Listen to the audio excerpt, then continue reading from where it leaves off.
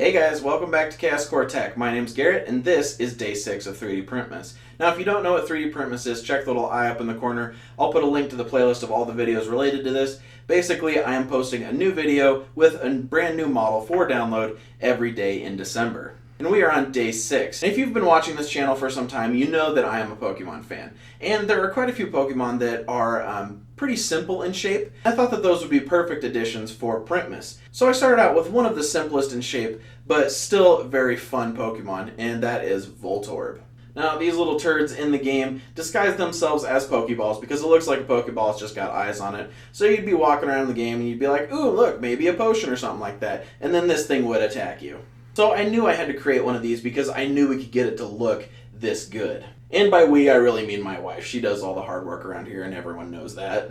So let's talk about how I did this. First, I found a bunch of reference images, just like I start every project. Then I loaded up Fusion 360, and the basic shape is really simple. It's just a sphere. So I created that, and then I cut it in half. You can see this black line right here. And I didn't do anything special for that. I literally just cut it in half, and then flipped it over so they both printed on a flat surface, and then printed a half sphere.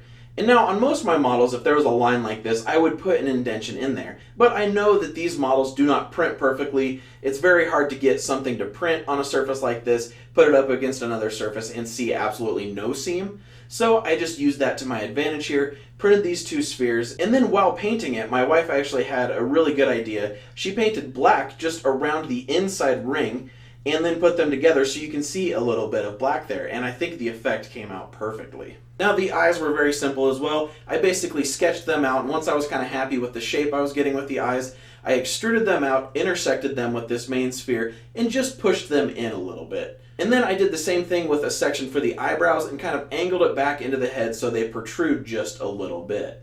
And that's really all there is to this model. It was simple to design, simple to print. You don't need any supports or anything. If you print this thing huge, you might need a little bit of supports underneath the eyebrow. But other than that, you don't need to do anything too fancy. I did print this at a 0.1 millimeter layer height just so I could get the smoothest surface up here and eliminate a little bit of the sanding for my wife to get this to look as good as it does. Okay guys, well I hope you enjoyed this, and if you want a little Voltorb of your own, check the description. Links to the files are down there. If you thought this was cool, make sure you give it a thumbs up and get subscribed below. I'm making new videos every day this month. And then that's it for day 6 of 3D Printmas. Thanks for joining me guys. See you tomorrow.